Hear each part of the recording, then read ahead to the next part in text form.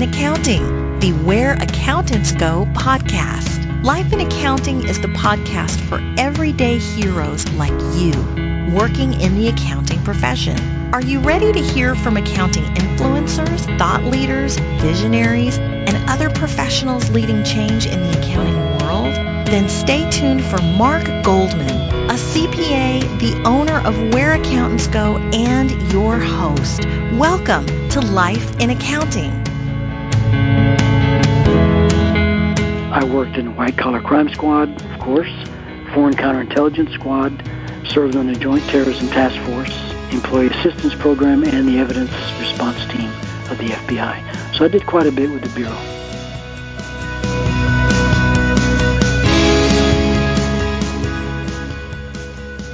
Hello everyone, I'm Mark Goldman, a CPA and your host for Life in Accounting, a podcast production of WhereAccountantsGo.com. That clip was from Bob Alonzo. Bob has had a career truly filled with a lot of variety. You'll hear it as we get into the interview that his career really has moved more into the criminology field in recent years, but he started it all with a bachelor's degree in accounting. I thought Bob would be an interesting guest for us because I like to make sure that we highlight how many different career paths that there really are for people with an accounting background. Bob covers many of those paths, as you're going to hear in his story. It even includes the FBI and the Department of Defense. If you find this episode interesting, please visit us at www.whereaccountantsgo.com to subscribe to the podcast, or of course you can do so on your favorite podcast app as well. Also, we have a job board for the Texas area and links to all the certifications in the accounting world as well. That site is whereaccountantsgo.com. With that, let's go ahead and get started. Here's Bob Alonzo, accountant, retired FBI agent, and current faculty at Texas A&M in San Antonio. Hello, Bob. Welcome to the podcast. Thank you, Mark. I appreciate the opportunity. Wonderful. Well, for those in our audience that have an interest in how accounting backgrounds can benefit you with the FBI or just other governmental agencies in general as well, we have another treat for you. One of our previous guests that discussed his career with the FBI, Fred Olivares, referred us to a colleague that's on the line with us today, Robert or Bob Alonzo. I don't want to give away any of the details, of course, but Bob's career covers really many different career options. Self-employment, some public accounting, obviously governmental agencies, but even most recently teaching at the university level. So we're really going to cover a lot of ground, which is wonderful. Bob, I want to go ahead and get started.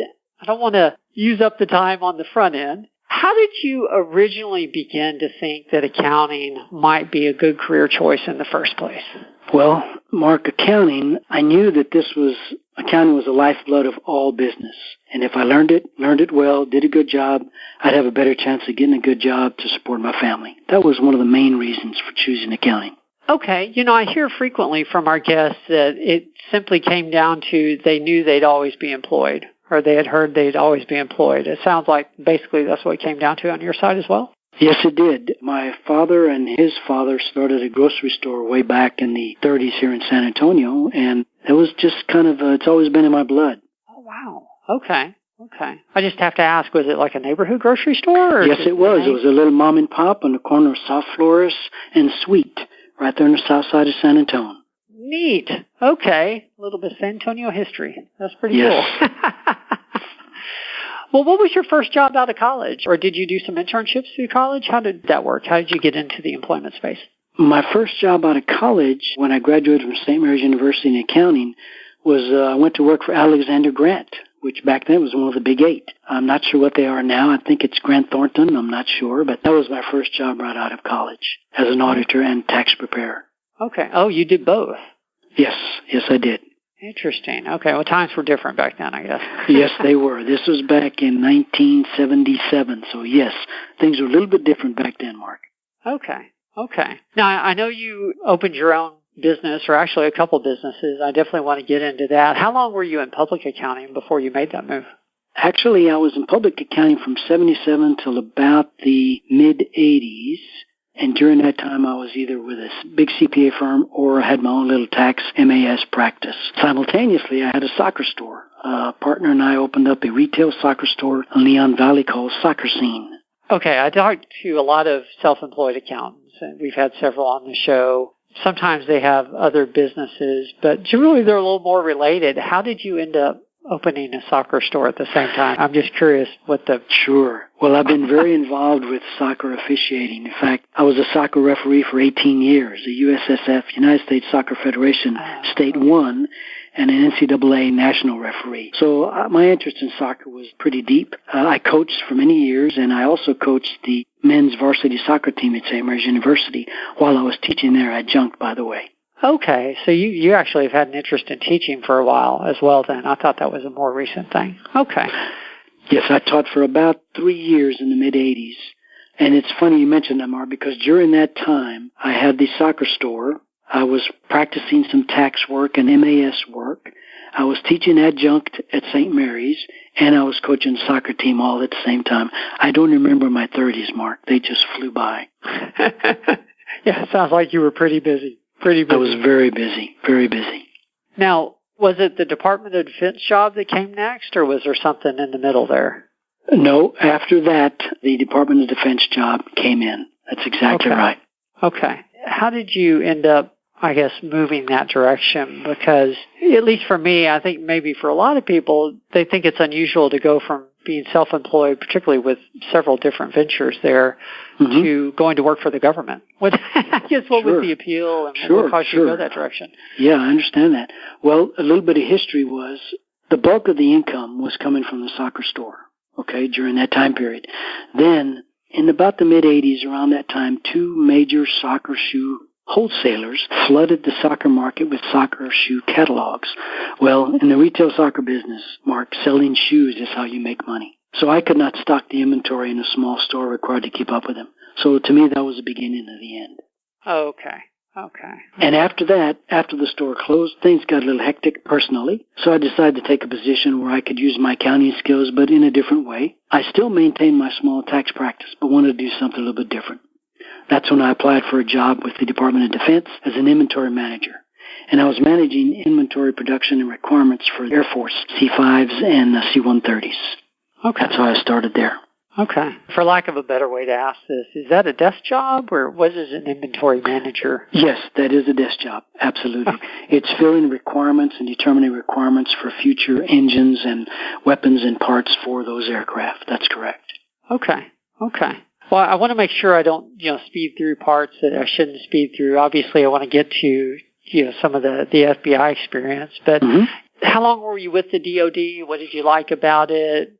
What caused you to eventually decide to move on? Sure. Well, after a few years, I applied for and moved within the DOD, and I became a systems accountant. Shortly thereafter, I became an accounting manager, auditor, with a specific department of DOD, and I did a lot of traveling doing audits at military bases all over the country. Then I heard of a job position as a financial analyst with the FBI, DOJ. I applied, went through the whole process, and about 11 months later was offered a position with the Bureau as a financial analyst here in the San Antonio's field office headquarters. Okay. Did you stay in San Antonio the entire time? Because I know the FBI can move you around a little bit. Yes, I did stay. My home station was here in San Antonio, but I did quite a bit of traveling. But I was stationed out of here. Okay. What were your specialties or, I guess, area of focus while you were an analyst with the FBI? Well, I did quite a few things. I went from financial analyst to administrative supervisor, then to a field intelligence supervisor as a foreign language program coordinator. I worked in a white-collar crime squad, of course, foreign counterintelligence squad, served on the Joint Terrorism Task Force, Employee Assistance Program, and the Evidence Response Team of the FBI. So I did quite a bit with the Bureau. Okay. Was that white-collar crime responsibility, I guess, was that from day one as an analyst, or is that something you sort of get promoted into? From day one as an analyst, I was working white-collar. But back then, now financial analysts and forensic accountants are embedded within squads. Back then, we had a financial analyst squad, and we assisted any squad with any type of case that involved any kind of finances. So we would be assigned to different cases in different areas. Interesting. It was almost like a shared service back then. Yes, it was. That's how it started out. And then shortly thereafter, they started embedding analysts into specific squads, and I was embedded into the Foreign Counterintelligence Squad initially, and then the Joint Terrorism Task Force Squad. Okay.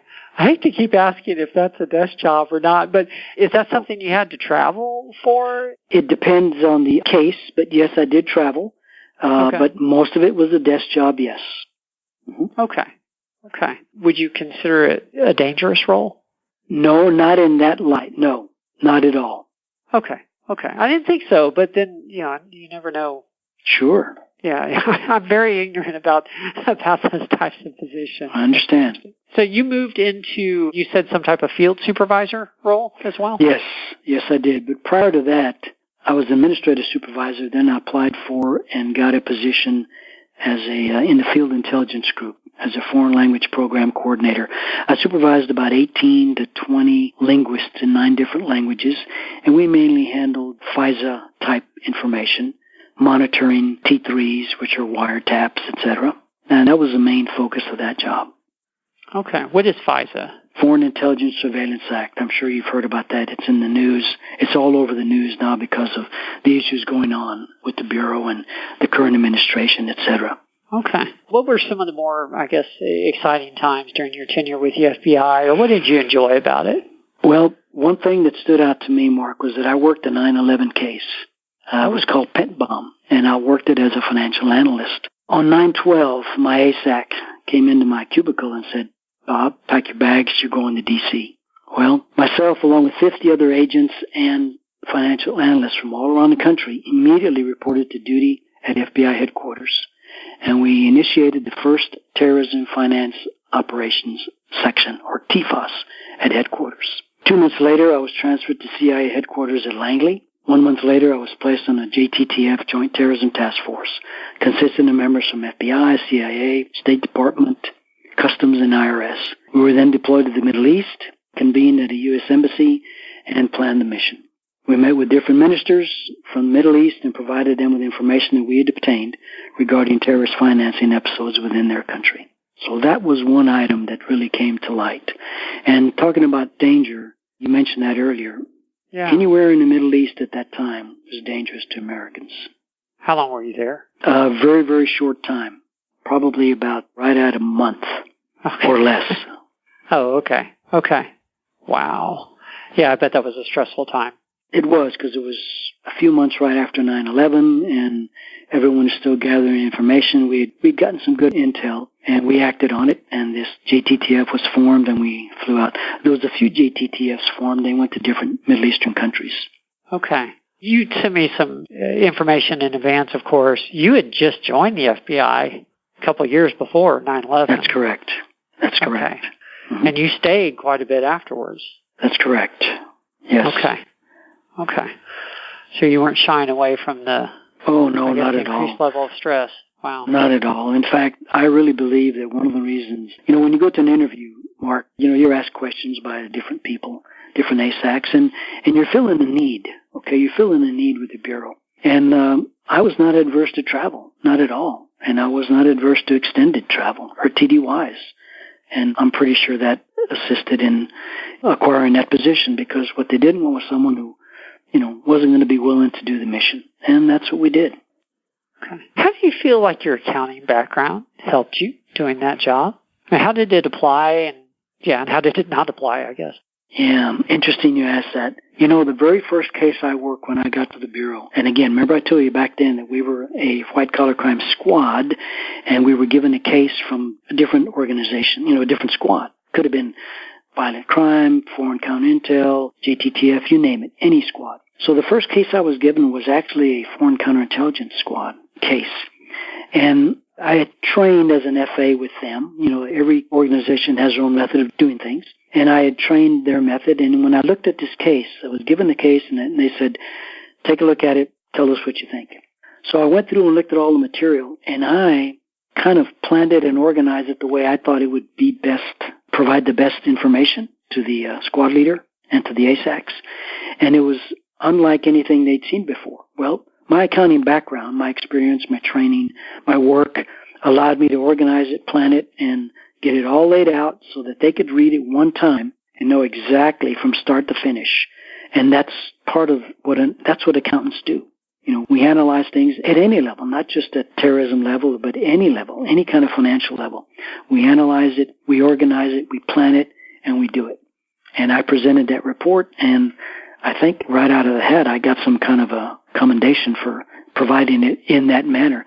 The prosecuting attorney of the AUSA looked at that, the assistant U.S. attorney, and said, well, there isn't anything here, we don't need it, and this was very well done, and it was off to the races. Then I knew, okay, I can apply what I know, how I've learned it, to any case that I've got. So it wasn't a matter of, you got to do this, you got to do that, you have to do this. So it was a way of using your own methodology of what you'd learned, how you'd done things, and applying it there at the Bureau. So that was very, very gratifying for me to know that, hey, I can use my talents the way I know I can and provide a really good product. Okay. I'm a firm believer that obviously everybody's unique, and what may work really well for one individual in terms of career path is a horrible fit, for someone else, just because we're all different. You had spent a substantial amount of time in public accounting, and I guess, the DOD work was closer in similarity, but you had spent a lot of time in public accounting before this, and then even more time with the FBI. What did you like better about the FBI work, than, I'm not trying to knock the other, but what did you really enjoy about that when you contrast it to what you'd done previously? I think the main thing I really enjoyed about it was you never knew what you were going to do. You never knew what kind of a case you were going to get. I was also on the evidence response team, and we did a lot of things with evidence response. We respond to any kind of catastrophe. You never knew what kind of case you were going to get, and you were able to analyze it and go forward the way you thought best. It was always a challenge, something new every day. I really, really enjoyed that. Interesting. So I'm not sure a lot of people would equate governmental related positions to a lot of freedom to use your own judgment. But you're saying you got to make the call. You got to make the call in that You were the expert, you were the forensic accountant, you're the financial analyst looking at those records. My work with Alexander Grant, I also did a couple of investigative audits, and I really enjoyed those because I was looking for stuff. I was looking for patterns. What is where? What are they doing? How are they doing it? Well, that fit right into the Bureau because that's pretty much everything we did. Somebody did something wrong, we're looking at the records, or allegedly did something wrong, we're looking at the records to see what they did and how they did it and how much. So you're able to use your experience and your creativity to get things done. Remember, when you go into the Bureau and you've got a specialty, you're the man, you're the person, you're the one that's going to be telling them, okay, this is what I have found and here's the proof of that. So you're able to really be creative and expand on what you can do. Okay. What level were you at when you decided to move on out of the FBI? What was your role at that point? At that point, I was a supervisor in the field intelligence group. Okay, supervisor. So what is a typical day or week like for a supervisor in the field intelligence group? Wow. Well, supervising about 18 to 19 linguists in different languages. It was a matter of organizing work for them, keeping them busy. And then if you've ever run any kind of an office or any kind of a department, a lot of personnel matters, scheduling, receiving work, planning, sending people TDY to fill gaps. San Antonio Headquarters Division runs from Waco down to the Valley. So we had people going everywhere all the time. And in that role as a field intelligence supervisor, I was sending linguists all over, not just in our district, in our area, but all over the nation. Because Spanish is a critical language, and we have a lot of Spanish linguists here, as well as other languages. But what we were finding was that linguists up north didn't really understand some of the jargon of some of the gang members or other organized crime groups going up north, talking a specific type of Spanish. So our linguists who grew up with this here and who know it would be sent up there, and they could decipher that type of Spanish right away. So anyway, I was sending people all over. It was a pretty hectic job, always in demand. Interesting. I guess like a lot of roles, by that point, you're really more of a manager, and you're managing people versus doing a lot of the technical work yourself.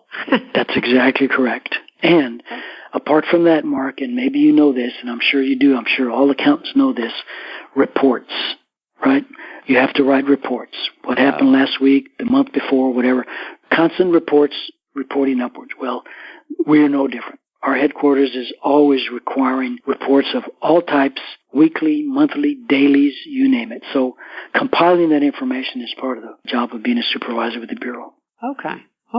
So now you left the Bureau in 2010, is that right? That's correct. Okay. I retired in December 2010. Now, prior to that, in 2009, one of my bosses, my ASAC, allowed me to teach as an adjunct professor at Texas A&M University, San Antonio. At that time, A&M University, San Antonio was a small university, just getting off the ground. And I taught a class. I think it was white-collar crime class. How about that? And he allowed me to teach that during the time that I was working at the Bureau. It was not on Bureau time. It was always in the evenings. And he knew that I was on my way out. The following year, I'd already told him I'm planning on retiring. So that next year, in 2010, I got a job at St. Mary's University as the director of one of their programs. And I was teaching in their grad school, foreign policy, and border security issues. A year later, Texas A&M University, San Antonio, came back and offered me a position with them, and I took it. And I've been teaching there ever since. Okay. Are you full-time? Yes, I am. Okay. I am full-time. And I teach about 7 or 8 different criminology-type classes. So nothing in accounting, huh? Nothing in accounting. I teach a white-collar crime class. I teach an organized crime class. I teach usually within just about all my crim classes, there is some type of business-related, but nothing specific to accounting. Now, having said that, I'm also a certified fraud examiner, and I'm in the process of developing a class that may be cross-listed with the business school in their accounting department, CFE and accounting. We're in the process of developing that class. Okay. Interesting. So the courses you're teaching are all leading into like a public administration degree or criminology or criminology degree. Criminology and criminal justice, yes, sir. Okay. I also do private investigation work. I'm a private investigator in the state of Texas, and I do mainly investigations of a financial nature. Okay. Yeah, actually, Fred was mentioning some related work. It sounds like that's a common path for retired FBI. Yes, it is. Yes, it is. And again, you develop the skills and you learn how to plan, organize, etc., and that's what it is. Interesting stuff. Interesting. And to think you started all this with a bachelor's degree in accounting. That's correct. That's correct. Wow. I just knew that business degree, that accounting degree, it's the lifeblood of business, Mark, and you know this. If you learn accounting, you're going to understand business. And there's so many ways to go in business. But anyone that's got an accounting degree, in my opinion, I think has a leg up in that they can see the 30,000-foot view of a business. Makes a lot of sense. Yeah, and it benefited you a lot in the fraud investigation. Absolutely. Sure. Absolutely. Perfect. I try to ask as many guests as possible this question because it was actually suggested by one of our listeners. You've done so many things. If you could go back in time and give your younger self just one piece of advice, what do you think that might be? Never too late to try something new and to always challenge yourself. That's what I would tell my younger self. I kind of had a rocky start in college. After 2 years, I got out and then went back later realizing, no, I've got to do something better. So that would be it.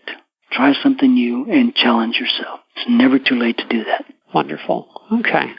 I can see a theme throughout your career of enjoying being busy and really needing a lot of variety because, there again, you had a few businesses at the same time. And then that's one of the things you like the most about the FBI is, it's different every single day. Yes, the diversity was incredible, Mark, just incredible. Interesting. So what's in the future for your career, Bob? Well, I'm going to teach as long as they'll keep me at Texas A&M San Antonio. I really love teaching, Mark. I really do. I enjoy that almost as much as working with the Bureau. I just enjoy it. I know that I made a difference with some of the students, and they've told me that. My evals are all good, and I just know I've made a difference, and that means a lot to me. I have so much to offer. I've done so many different things, different careers that I've touched on, and I'm able to bring those into every single class. I didn't plan on asking you this, but I've interviewed a few other professors, and it's just occurring to me this would be appropriate. Any thoughts or advice for students these days? Anything you feel like you see the students in general doing well in terms of their academic career or maybe missed opportunities? Anything in that area? Well, I can tell you this.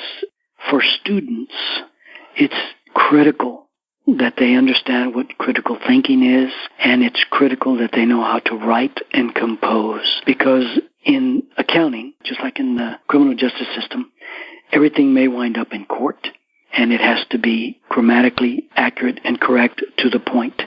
I think all too often we see students coming out of high school who can't really compose, and that's not a good thing because they hit college, and there are those of us that are sticklers on composition, and it really throws them back. So if you could talk to a student audience, I would tell them, and I do talk to students, by the way, quite often, I tell them, make sure you know how to write, how to compose, and that you're accurate, grammatically correct, to the point, and you're going to go a long way. That's going to help. Perfect. Yeah, I see that in so many areas now, or that comment so much now, that really it's communication skills that need to be developed, and particularly in writing. And of course, everyone wants to blame our text nation, our texting society, which there may be some truth to that. Well, there is, and I see it. I teach some online classes too, Mark, and an online class is exactly that. I communicate with you online. Well, how do I communicate with you? Well, I communicate with you by you writing to me, you composing something that I'm asking for. And some of the compositions, I can tell you this, there is a marked 100% difference from the first day they write something to the last day they write something. And I tell them in that last week, go back to the first 2 weeks and look at your composition and compare it to this one. And it's like night and day because I really harp on their composition skills. Interesting. Well, you're doing them a favor. That's very important. Well, we've been on the phone for about half an hour, and I always like to be respectful of our guest time, of course. So we probably should get to the final 3 questions. I end every podcast with the same 3 questions because I think it gives us some good consistency. The first one's usually the easiest. Career-wise, what's been your proudest moment? I have 2, actually. One was being accepted in the FBI as a financial analyst. I was very proud of that. And extensively working the 9/11 case at FBI headquarters, CIA headquarters, and U.S. Embassy in the Middle East. Those are my 2 proudest moments. Right after I came back from my tour in headquarters, I was sent all over the country to talk to financial institutions about our 9/11 work and what the financial analysts found, because it directly affected financial institutions, as these hijackers lived right under our nose, working, going through financial institutions, living amongst us, and we kind of provided them with, these are things to look for. Now, they're common knowledge now, but back then, in 2001, it was not common knowledge. So those are, I think, my proudest moments. Interesting. So you were training bank employees on how to spot potential terrorist activity. We provided them with what we found as financial analysts working the 9/11 case. And I have a big presentation that I still give to this day, by the way, to students. You know, it's funny, Mark, but I ask students today, where were you in 9/11? And I'm hearing, well, I was in kindergarten. I was in 3rd grade. You know, I was in 4th grade, you know, and they don't have a clue about 9/11. So it's something in the history book. Well, I kind of wake them up to the 9/11 tragedy. Yes, it's very real for a lot of us. Well, second question, tell us about a mistake you've made and, of course, what you learned from it. But the bigger mistake you're willing to share, the better. We like the big ones. Well, I don't regret my journey, not at all, and I'm still on it, by the way. But I don't think, and I don't think this is going to be counterproductive, but I would not have started college right out of high school. I lost some time because I was not ready. And I think there's some pressure now, and unfortunately there's pressure now for students to get into college as soon as they can, to get into the workforce. Well, in the Bureau, it's a little bit different. In the Bureau, they want you to bring something to the table. So they're not looking for people right out of college. They want people who have some work experience and some commitment and some permanence in a profession of some type. Bring something to the table. So I think the biggest mistake I made was going right into college right out of high school. I wasn't ready. I just was not. I wouldn't change a thing, but I was not ready. And many young students today, well, they want to go to college because their parents want them to go or whatever, but I tell my students, and I talk to a lot of high school kids and junior high kids, and I tell them what to expect, but I also tell them don't rush into it, because if you mess up once, that's a blemish on your resume from there on out. That is interesting. Definitely, you have a large number of students entering college not sure exactly where they want to go with it. They just exactly feel like they should be in college. That's an interesting point. Thank you. There aren't too many people, Mark, to know exactly what they're going to do right out of high school. Very few. And there are some. But most of them are like, well, what are you going to do? Well, I'm not sure. I don't know, but I'm going to go to college. Well, do something else first. Find out what it's like without college, and then you're going to go back and say, you know what? I'm going to go back and get it. Because when I went back, Mark, I had a 4.0 after that. Sure, you knew what you wanted. That makes sense. Exactly. It's interesting because they're actually, in the school system now, that career choice is being pushed earlier and earlier in high school even. Yes. Okay. Well, last question, and then we'll go ahead and close it down. What is the best piece of advice that you have ever received? My former ASAC, which is Assistant Special Agent in Charge here in San Antonio, who went on to become, by the way, the Executive Assistant Deputy Director of the Bureau, once told me, he said, Bob, if it's illegal, if it's immoral, or if it's unethical, don't do it. Now, Mark, I teach ethics in the criminal justice system here at A&M. And those words are the first words spoken on the first day of class. And I build on those words for the rest of the semester. That's good advice. So many of us like to think there's all these gray areas, and it's really just best if you stay out of those gray areas. Exactly. Not sure they're so gray. Those of us that are certified either as a CPA or a CFE or a private investigator, we have to take ethics trainings every year. And we look at it and go, oh, man, I got to take my 2 hours of ethics. Every time I take that course, Mark, and I have to take it every year for 2 different organizations, and for the university, by the way, 3 different organizations, I always refresh my memory, and it just kind of reinvigorates the fact that, look, ethics matter. Ethics matter, and they relate to profession, okay? And usually ethics are built off of morals. So that advice that he gave me was, to this day, it rings true. Well, that is good advice, Tim. I appreciate that. Thank you. That's very direct. I appreciate your directness. You're very welcome.